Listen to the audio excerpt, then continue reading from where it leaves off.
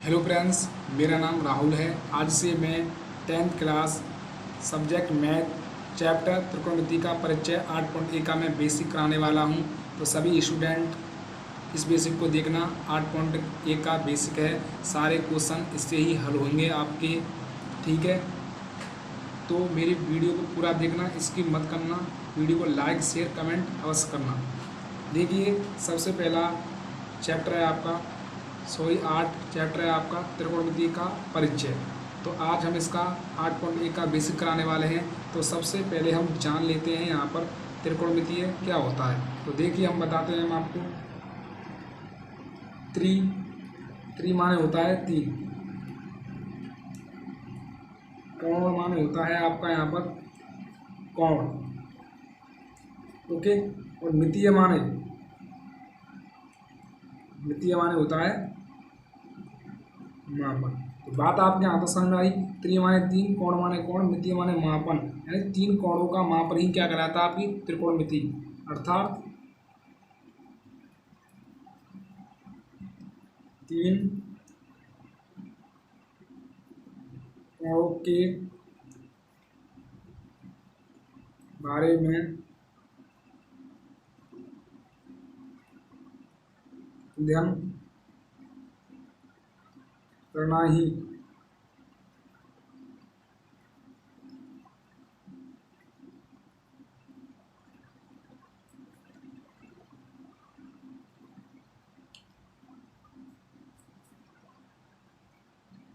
कहलाती है। यानी आपने यहाँ पर समझा, त्रि माने तीन, कोण माने कोण, मिति माने मापन। यानी तीन कोणों के बारे में अध्ययन करना ही क्या कहलाता है आपकी त्रिकोणमिति कहलाती है। तो बात आपके यहाँ तक समझ में आई। अब हम बात करेंगे साधारण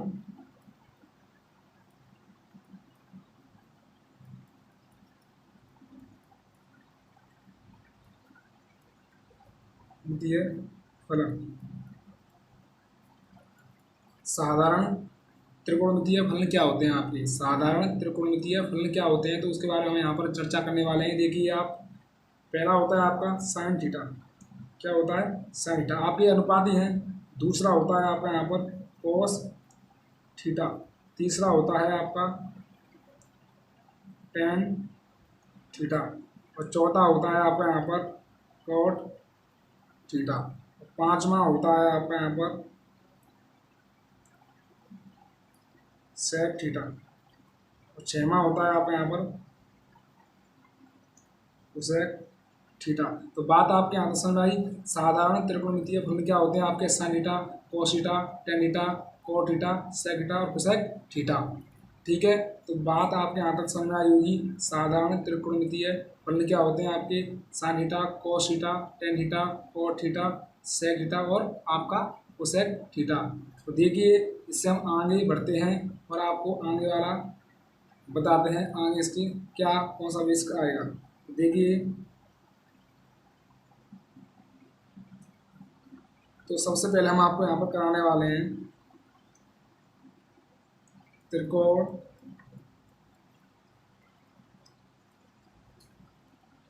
मितीय के व्युत्क्रम फलन। यानी आप इनको उल्टे मान भी बोल सकते हैं। क्या बोल सकते हैं? उल्टे मान भी बोल सकते हैं। तो मैंने आपको यहाँ पर लिखा त्रिकोणमितीय के व्युत्क्रम फलन यानी उल्टे मान। तो बात आपके यहाँ समझ आई। त्रिकोणमितीय के व्युत्क्रम फलन यानी उल्टे मान। तो बात आपके यहाँ तक समझ में आई होगी। तो क्या होते हैं वो देखना आप। पहले स्थान पर आता है आपका साइन थीटा। क्या आता है? Sine theta. इसका उल्टा मान क्या होता है आपका? 1/2 कोसेक थीटा। दूसरे नंबर पर आता है आपका कॉस थीटा। इसका व्युत्क्रम नियम क्या मान क्या होता है? ये होता है आपका 1/2 सेक थीटा। और तीसरे नंबर पर आता है आपका यहाँ पर टेन थीटा। तो टेन का व्युत्क्रम मान क्या होता है? तो आप हो गए 1/2 कॉट थीटा। और चौथे नंबर पर आता है आपका चौथे नंबर पर आपका यहाँ पर आएगा, यहाँ पर आपका टेन थीटा और कोट थीटा होता है। और चौथे नंबर पे आने वाला है आपका यहाँ पर कोट थीटा। कोट थीटा का उल्टा आपका क्या होता है 1/tan थीटा। 5वें नंबर पे आता है आपका यहाँ पर सेक थीटा। सेक थीटा का उल्टा क्या होता है आपका 1/1 कोस थीटा। और 6वें नंबर पे आता है आपका कोसेक थीटा बराबर क्या होता है 1/sin थीटा। तो बात आपके यहाँ समझ में आई। साइन थीटा का व्युत्क्रम मान क्या होता है 1/कोसेक थीटा, और कोस थीटा का व्युत्क्रम मान क्या होता है 1/सेक थीटा, और टेन थीटा का व्युत्क्रम मान क्या होता है कोट थीटा। यानी एक दूसरे के उल्टे हैं। यदि मैं यहाँ पर बात करूँगा कोसेक थीटा का व्युत्क्रम मान क्या होता है तो आप कहोगे 1/साइन थीटा। यदि बात करूँगा मैं यहाँ पर सेक थीटा का उल्टा क्या होता है तो आप कहोगे 1/कोस थीटा, और कोट थीटा का उल्टा क्या होता है तो आप कहोगे 1/tan थीटा। यानी ये एक दूसरे के उल्टे हैं। तीनों को आप याद कर लोगे तो तीन आपको ऑटोमेटिक याद हो जाएंगे। अब इससे हम आगे की बात करते हैं और आपको यहाँ पर सिखाते हैं। तो देखिए अब हम आपको सिखाने वाले हैं आपको यहाँ पर पाइथागोरस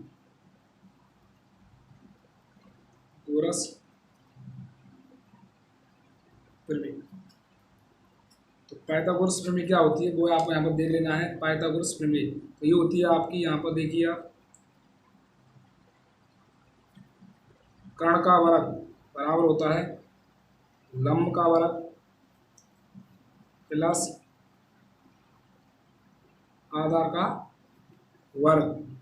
तो आपकी पाइथागोरस प्रमेय क्या होती है कर्ण का वर्ग बराबर लंब का वर्ग प्लस आधार का वर्ग। इंग्लिश में हम कर्ण को के से रिप्रेजेंट करते हैं और लंब को हम एल से रिप्रेजेंट करते हैं और आधार को हम ए से रिप्रेजेंट करते हैं। तो बात आपके यहाँ समझ में आई। कर्ण का वर्ग बराबर होता है लंब स्क्वायर प्लस आधार स्क्वायर। समझ में आया आपके में। इसके लिए हम एक नोट पॉइंट लिखाएंगे आपके लिए यहाँ पर जो कि आपको लिख लेना है। कर्ण का वर्ग शेष दो भुजाओं के वर्गों के योग के बराबर होता है। तो आपने यहाँ पर जाना कर्ण का वर्ग शेष दो भुजाओं के वर्गों के योग के बराबर होता है। यानी कर्ण का वर्ग शेष दो भुजाओं के वर्गों के योग के बराबर होता है। तो आपने यहाँ पर जाना कि पाइथागोरस प्रमेय आपकी क्या होती है कर्ण का वर्ग बराबर लंब का वर्ग प्लस आधार का वर्ग। अब इसका हम उपयोग कैसे करते हैं तो यहाँ पर हम आपको कुछ सिखाने वाले हैं। इसका उपयोग कैसे होगा तो इसका उपयोग कहाँ करना है और कैसे करना है।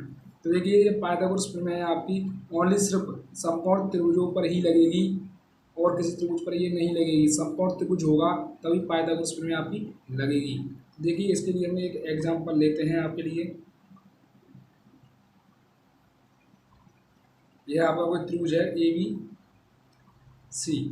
यह समकोण है यानी समकोण के सामने वाली जो भुजा होती है समकोण के सामने वाली जो भुजा होती है वो हमेशा आपकी क्या होती है कर्ण होती है। ओके तो देखिए यह आपका मैंने 24 मान दिया आधार और इसका जो लंब है वो मैंने यहाँ पर 7 मान दिया। अब आप कहोगे सर लंब में 7 को मानूँ या 24 को मानूँ। आप लंब आधार किसी को भी मान सकते हैं क्योंकि इसमें आपका थीटा नहीं दिया हुआ है। यदि थीटा दिया होता तो आप लंब थीटा के सामने वाली भुजा लंब होती है और समकोण के सामने वाली भुजा कर्ण होती है और शेष आपका आधार होता है। तो इसमें आपको थीटा नहीं दे रखा है। ओनली सिर्फ पाइथागोरस प्रमेय का आपको यूज करना है तीसरी भुजा निकालने के लिए करना है। आपको दो भुजा दी जाएंगी और आपको तीसरी भुजा निकालनी है। ओनली सिर्फ इसमें आपको थीटा से कोई मतलब नहीं है। आपको ओनली सिर्फ इसकी तीसरी भुजा निकालनी है यानी ए से निकालने कर्ण का मान आपको यहाँ पर निकालना है। तो देखिए यहाँ पर हम सॉल्व करेंगे इसको पाइथागोरस